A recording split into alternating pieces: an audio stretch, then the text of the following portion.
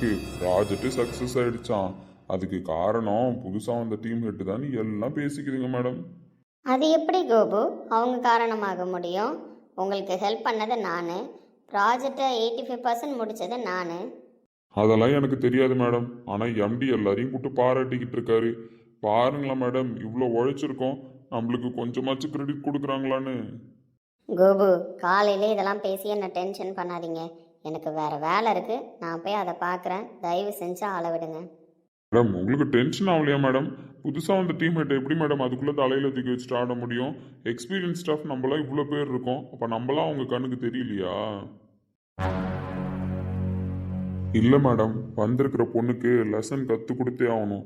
Senior நாங்களாக இருக்கோம், வந்தவொடனே ஆடாதுன்னு கண்டிப்பாக சொல்லியே ஆகணும் மேடம். கோபு சார், சார் வாங்க வாங்க. இப்போ தான் பெருமையாக பேசிகிட்டு இருந்தேன். ப்ராஜெக்ட் முடிஞ்சிருச்சு சார். பரவாயில்லையே சார், சின்ன பொண்ணாக இருந்தாலும் வந்திருக்கிற டீம் ஹெட் நல்லா சூப்பராக வேலை பார்க்குறாங்களே. என்ன கோபு சார், வரும்போது வேற ஏதோ பேசிட்டு இருந்த மாதிரி இருந்துச்சு. சார் அதெல்லாம் ஒன்றும் இல்லை சார், பெருமையாக தான் பேசிக்கிட்டு இருக்கேன் மீரா மேம் கிட்ட, வேற ஒன்றும் இல்லை. உங்கள் பெருமையான வார்த்தைகளை கேட்டு நானும் பூரி படைஞ்சு போயிட்டேன். போங்க, அடுத்த வேலை இருந்தால் போய் பாருங்க. இந்த மாதிரி வேலைலாம் பார்த்துட்டு இருந்தீங்கன்னு வச்சுக்கோங்களேன், அவ்வளோதான். பாஸ்லாம் தேவையில்லை, நானே போதும் உங்களை வேலையை விட்டு தூக்கிறதுக்கு. அதை மைண்டில் வச்சுக்கிட்டு போய் வேலையை பாருங்க. Sorry sir. கிளம்புங்க கோபு ப்ளீஸ். மீராஜி. சஞ்சய் சார், தயவு செஞ்சு சமாதானம் சொன்னாதீங்க. அவர் சொல்லிட்டு போகிறதுல மட்டும் என்ன தப்பு இருக்குது? யாராவது கண்டுக்கிட்டாங்களா? எம்டி கூப்பிட்டு எல்லாரையும் பாராட்டிட்டு இருக்காரு, என்னை கூப்பிட்டாரா? எம்டி உங்களை கூப்பிடலன்னு தெரியுமா? எம்டி உங்களை கூப்பிட சொல்லி தான் நான் உங்களை கூப்பிடவே வந்திருக்கேன். வாங்க எம்டி கேபினுக்கு போவோம். சார், எனக்காக சொல்லாதீங்க சார். எல்லாரையும் கூப்பிட்டு பேசிட்டீங்க, அதனால இவங்களையும் கூப்பிட்டு பேசுங்கன்னு நீங்கள் சொன்னீங்களா? ஆமாம், நான் சொல்கிறதெல்லாம் கேட்டு தானே எம்டி முடிவு எடுத்துட்டு இருக்காரு. அதனால நான் சொன்னேன் மீராஜியை கூப்பிட்டு பாராட்டுங்கன்னு. அதனால அவர் கூப்பிட்டு இருக்காரு. ஏன்ஜி நீங்கள் வேற. இருந்தாலும் இவ்வளோலாம் ஆகாது சார்.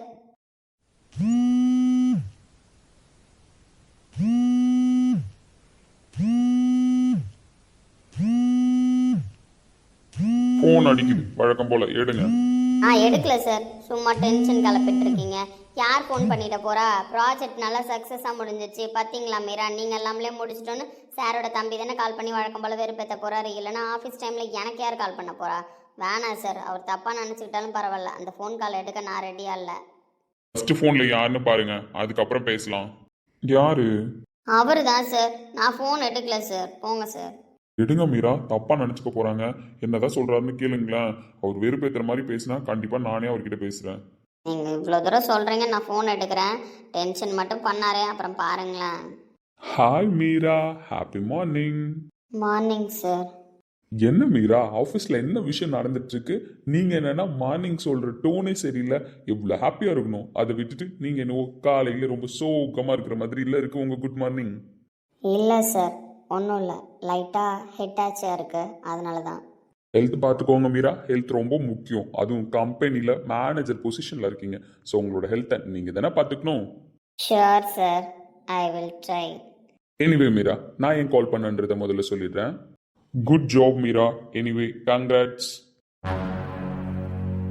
எனக்கு எதுக்கு சார் விஷ் பண்ணுறீங்க? என்ன மீரா சில்லியா கேட்குறீங்க? ஜோக்ஸ் அப்பார்ட்ஸ், நான் ஏன் உங்களுக்கு விஷ் பண்ணுறேன்? உங்களுக்கு இன்னும் கெஸ் பண்ண முடியலையா?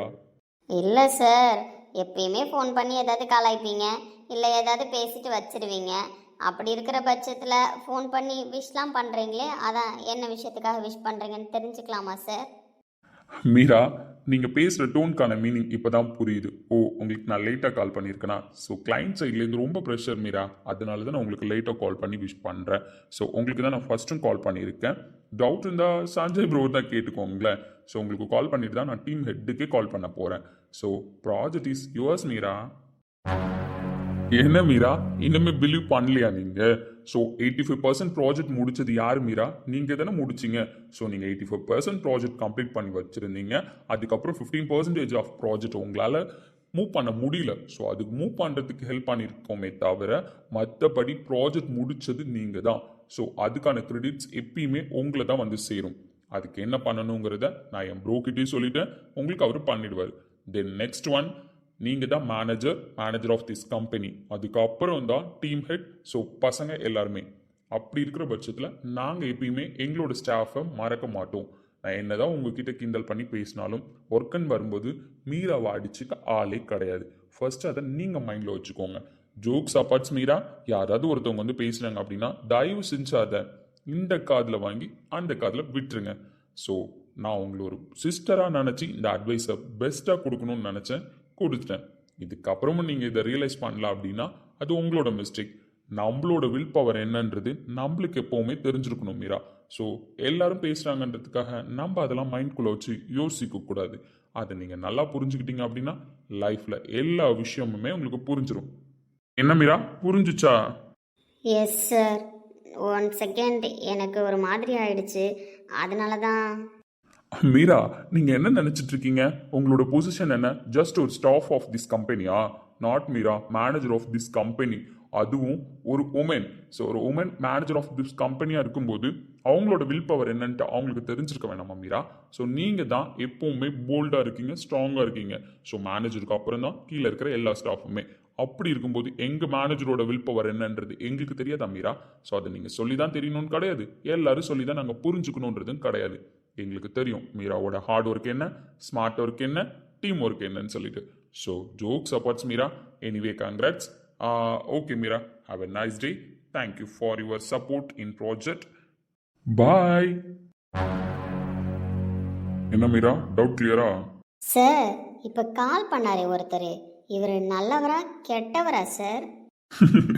மீராஜி, இந்த கேள்வி எனக்குள்ளேயே இருக்கு. ஆனா ஆன்சர் தான் தேடிட்டு இருக்கேன், கிடைக்கல. ஏன்னா இப்பதான் என்ன கொஞ்ச நேரத்துக்கு முன்னாடி வச்சு செஞ்சாப்ல. அதனால நான் கண்டுபிடிச்சிட்டேன் அப்படின்னா உங்கள்கிட்ட கண்டிப்பா சொல்றேன். ஆனால் இவர் உண்மையாலே இப்போ பாராட்டினாரா? ஜி, உண்மையிலே பாராட்டினாரு ஜி. ப்ராஜெக்ட் முடிஞ்சதுக்கு அப்புறம் உங்க பிரதருக்கு கால் பண்ணாரு. நானும் கூட தான் இருந்தேன். சொல்ல போனா ஸ்பீக்கர் போட்டு தான் பேசினாரு. அவர் ஸ்டார்ட் பண்ணும்போது ப்ராஜெக்ட் சக்சஸுக்கு காரணம் மீரா தான். ஸோ 85% ஆஃப் ப்ராஜெக்ட் வந்து மீரா தான் கம்ப்ளீட் பண்ணாங்க. அதனால மீராவுக்கு கிரெடிட் கொடுக்கணும். சேலரி இன்க்ரிமெண்ட் ப்ளஸ் போனஸ் எல்லாமே கொடுத்துருங்க. அதுக்கப்புறம் 15% தான் டீம் ஹெட் பசங்களாம் ஒர்க் பண்ணியிருக்காங்க. ஸோ அவங்களுக்கான கிரெடிட்டும் கொடுத்துருங்கன்னு அவங்க பிரதருக்கு காலையிலே கால் பண்ணி ஆர்டர் போட்டுட்டாரு. ஏன்னா பக்கத்தில் இருந்தது நான் தான் மீரா, அதனால எனக்கு தெரியும். நீங்கள் புரிஞ்சுக்கோங்க, யாரும் யாரையும் மறக்க மாட்டாங்க. அதே மாதிரி ஹார்ட் ஒர்க் பண்ணவங்களுக்கு என்னைக்கும் சப்போர்ட் பண்றதுல நம்ம ரோஹித்தும் சரி பிரகாஷும் சரி குறை வைக்க மாட்டாங்க. புரியுது சார். நானே ஒரு செகண்ட் தப்பாக நினச்சிட்டேன். இவ்வளோ உழைச்சிருக்கமே இந்த கம்பெனியில், கடைசியில் இந்த ஒரு ப்ராஜெக்ட்டுக்காக நம்மளை ஒதுக்கி வச்சுட்டாங்களேன்னு. ஜி, அப்படிலாம் இல்லை, யாரும் உங்களை ஒதுக்கி வைக்கல. சொல்ல போனா புதுசாக வந்திருக்காங்களா டீம் ஹெட், அவங்கள்ட்ட சார் கேட்டாரு ப்ராஜெக்டோட சக்சஸ்க்கு பின்னாடி என்ன இருக்குன்ட்டு. அவங்க என்ன சார் சொன்னாங்க?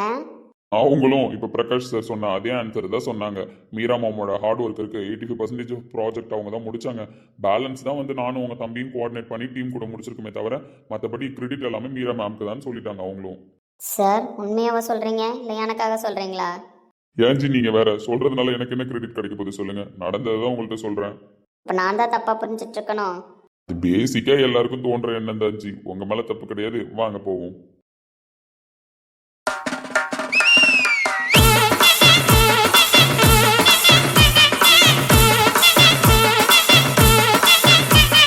நம்மளை இவ்வளோ பெரிய ஆளாக்கி விட்டுட்டாங்களே, இவ்வளோ பெரிய ஆளானதுக்கப்புறம் நம்ம ரொம்ப அடக்கொடக்கமாக இருக்க வேண்டியது வருமோ? அப்படிலாம் இருந்து தான் ப்ரூவ் பண்ணோன்னா நம்மளால முடியாதுப்பா. நம்ம அப்படியே இருப்போம், எப்பவும் போல கதை பேசிக்கிட்டு, எப்பவும் போல காமெடியாக ஒர்க் பண்ணிக்கிட்டு. திடீர்னு எல்லாம் நம்மள பெரிய ஆள்னு சொன்னா மட்டும் சீரியஸாக வேலை பார்த்துட்டு போகிறோம். அதுவும் கரெக்ட் தான். ஆனா ப்ராஜெக்ட் சக்சஸ் ஆயிடுச்சுல, புது டீம் வேட்டி சூப்பர். ஏண்டா, இந்த இன்க்ரிமெண்ட்லாம் வாங்க போகிறோம், போனஸ்லாம் கொடுக்க போகிறாங்களா, எல்லாரும் ஒரு நாள் ட்ரீட் வைக்கணும்னா? எடி என்னடி பங்கு கேட்குற? உனக்கு தானே போடுறாங்க, அப்போ நீனும் ஒரு நாள் ட்ரீட் வைப்பியோ? டேய், நானும் வைக்கிறேன்டா, ஆளுக்கு ஒரு நாள் ட்ரீட் வைப்போம். ஏடி, அப்போ ஒரு நாள் எல்லாரும் வச்சோம் அப்படின்னா 5 நாள் ட்ரீட் வந்துருமோ? வந்துரும், அதெல்லாம் பார்த்துக்கலாம். ஆனால் கண்டிப்பாக எல்லாரும் ட்ரீட் வைக்கணும்னு. டேய் கார்த்தி, ஏன்டா காலைல வரல? தூங்கிட்டேன்டி, அதனால தான் வரல. தூங்கிட்டியா? ஆமாம், நாங்களாம் போனதுக்கப்புறம் ஏதோ வேலை பார்த்தியாமே, அப்படியா? ஆமா, ஏதோ சிஸ்டம் ஆன் ஆகல, இது பண்ணல அது பண்ணலன்னாங்க, அதனால வந்து ஹெல்ப் பண்ணிட்டு போனேன். ஏய், சிஸ்டம் ஆன் பண்ணி விட்டதுக்காடா ரோஹித் சார் ஒன்று போயிருந்தாரு ஸ்மார்ட் ஒர்க்குன்னு. ஆமா, சிஸ்டம் ஆன் பண்றதுலாம் ஸ்மார்ட் ஒர்க் தான். ஹார்ட் ஒர்க்னா ப்ராஜெக்ட்ல உட்காந்து ஒர்க் பண்றது, ஸ்மார்ட் ஒர்க்னா சிஸ்டம் ஆன் பண்றது, அவ்வளவுதான். ஏய், இந்த மாதிரி விளக்கம் யாராலையும் கொடுக்க முடியாது. ஆனா உன்னை ஆக ஓகோன்லடா போந்தாரு மச்சான். என்னதான் ப்ராஜெக்டை விடிய விடிய உட்காந்து ஹார்ட் ஒர்க் பண்ணி முடிச்சாலும் சிஸ்டம் ஆன் பண்ண தெரியலனா வேஸ்ட் தானடா.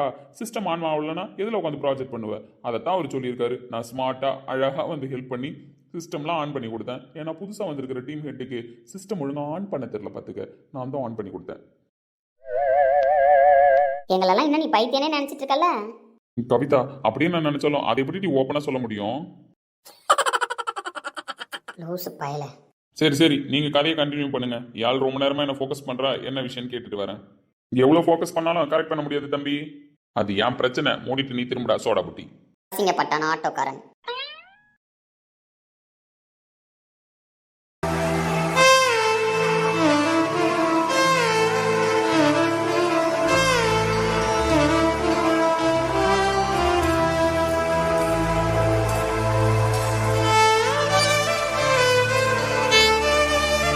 என்ன செல்லம் இவ்வளவு ஃபோக்கஸ் பண்ணி பாக்குற, சைட் அடிக்கிறியா? ஆமா, அப்படியே சைட் அடிச்சிட்டான். இதெல்லாம் என்னடா ட்ரெஸ் கோடு?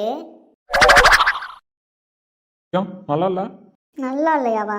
இந்த சட்டையை எங்க காய போட்டு திருப்பி எடுத்து போட்டுட்டு வந்தான்னு தெரியல.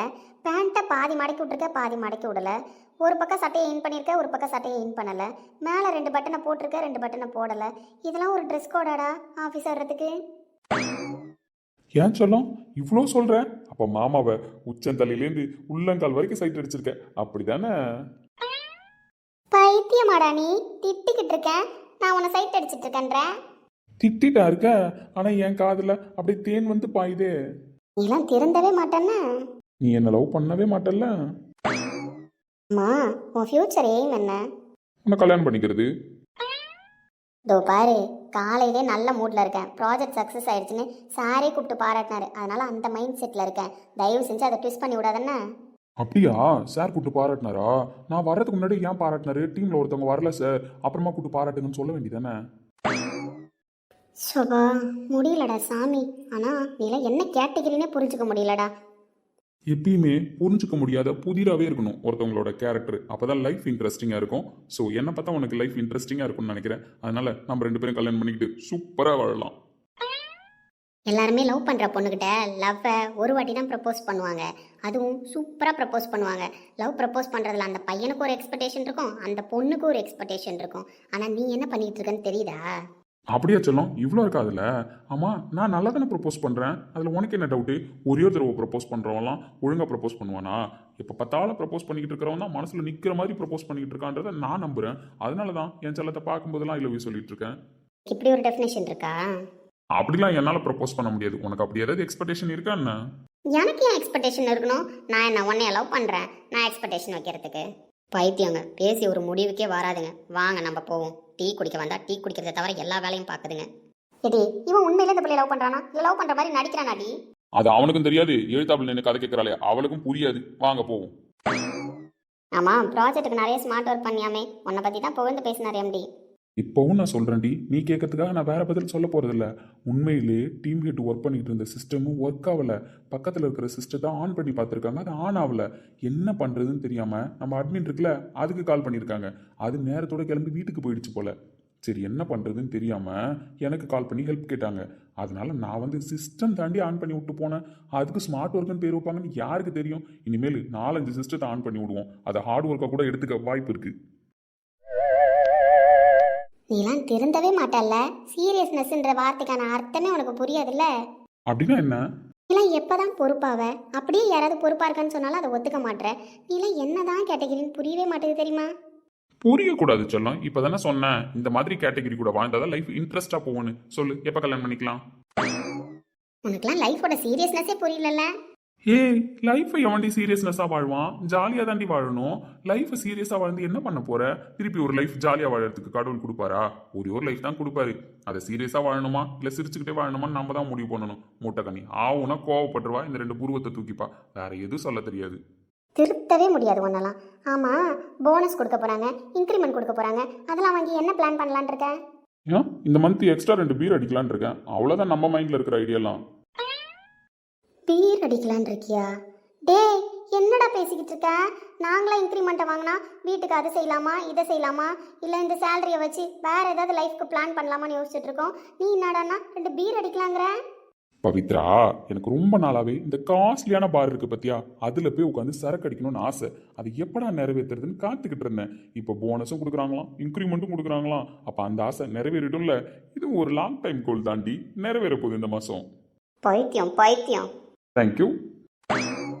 இவன்கிட்ட பேசணும், நம்ம மென்டல் ஆயிடுவோம். ஹேய் முட்டக்கனி. மரியாதையா போயிட்டா, உன்ட்டெல்லாம் பேச முடியாது. ஏய் ப்ளீஸ் டி, ஒரே ஒரு செகண்ட் திரும்பி பாரு. என்ன? ஐ லவ் யூ டி முட்டக்கனி, சொல்ல மறந்துட்டேன். அதனால தான் ஐ love you I love you I love you.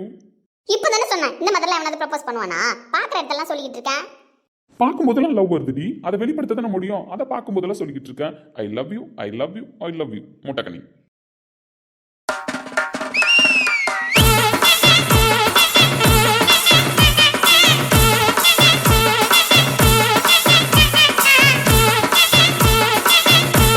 நம்மளையே மறந்து ஒரு செகண்ட் அவரை ஏன் நம்ம பார்த்துட்டு இருந்தோம்? அடி மனசுக்குள்ள ஏதோ ஒன்று சொல்லிக்கிட்டே இருக்கே. ஹார்ட் பீட் அவரை பார்த்ததுலேருந்து கண்ட்ரோலே ஆகலை. இதுக்கு முன்னாடி அவரை நம்ம பார்த்ததும் கிடையாது. அப்படி இருக்கும்போது ஏன் அப்படி தோணுச்சு? ஆனால் அவரை பார்த்த உடனே அடி மனசில் ஒரு உணர்வு வந்துச்சு. அந்த உணர்வுக்கு அர்த்தம் என்ன? நந்தினி, இப்படிலாம் நீ குழம்பனதே இல்லடி. யாரை பார்த்தும் இப்படிலாம் யோசிச்சதும் கிடையாது. ஏன் அப்படி யோசிக்கிற? தயவு செஞ்சு உன் மைண்டை மாற்றடி. இப்போ கூட உள்ளுக்குள்ளே ஏதோ ஒரு உணர்வு தோணுது. ஏன் அப்படி தோணுது?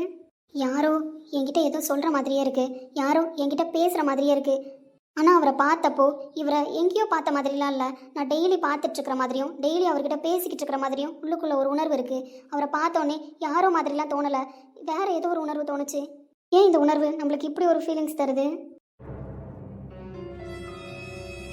யார் இவ? இது வரைக்கும் ஒரு பொண்ணை கூட ஏறெடுத்து பார்த்தது கிடையாது. ஆனால் இவளை பார்க்கணும்னு தோணுது. இவளை பார்த்த அந்த செகண்ட்லேருந்து எனக்கு வேற எந்த வேலையுமே ஓடலை. இப்போ கூட அவளை பார்த்துக்கிட்டே இருக்கணும்னு தோணுது. நிற்கிறா, ஆனால் என்னால் நகர்ந்து போக முடியலையா அவளை? இப்படி ஒரு உணர்வை இதுக்கு முன்னாடி நான் அனுபவிச்சதே கிடையாது. அடி மனசில் அப்படி ஒரு சந்தோஷம். என் மனசில் இருந்த மொத்த கஷ்டத்தையும் வெளியில் யாரோ உருவி போட்டுட்டு சந்தோஷத்தை மட்டும் உள்ளே கொண்டு வந்து வச்ச மாதிரி ஒரு ஃபீல் ஆகுது. அப்படி ஒரு ஃபீல். ஆனால் பார்க்கும்போது முதல் டைம் பார்க்குற மாதிரி ஒரு ஃபீல் வரல.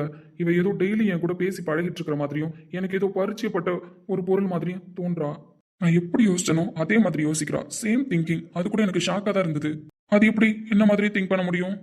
யார் இவளோ? எனது எண்ணம் போல இவளது எண்ணமும் ஒன்றாய் பிரதிபலிக்கிறதே. அவளது முகம் பார்க்க எனது மனம் தூண்டியது ஏனோ. பார்த்தவுடன் என் இதய துடிப்பை என்னால் கட்டுப்படுத்த முடியாதது ஏனோ. இவளது வாசம் எனக்கு மிகவும் பரிச்சயமாக இருப்பது போல் தோன்றியது ஏனோ. நீ யாரென்று தெரியவில்லை, ஆனால் உனக்கும் எனக்கும் ஏதோ பிரிக்க முடியாத ஒரு அழகிய பந்தம் இருப்பது போல் என் மனதில் ஒலித்து கொண்டே இருக்கிறது. உனது கண்விழிகளில் எனது உருவத்தை கண்டேன். அதிலிருந்து என்னால் மீள முடியவில்லை. என்னுள் தோன்றிய இந்த இனம் புரியாத உணர்வும் மகிழ்ச்சியும் ஏனென்று காலம்தான் பதில் சொல்ல வேண்டும். காதல் மார்பில் ஆடும் மணிமாலையோடு ஓடும் காலம் என்று சுழல்கின்றதே. அன்பே நீதான் காதல் வனங்களின் விதையோ. இலக்கண கவிதை எழுதிய அழகே உருகியதே என் உயிரே. உனதிரு விழிகள் இமைத்திடும் பொழுதில் பகலிரவு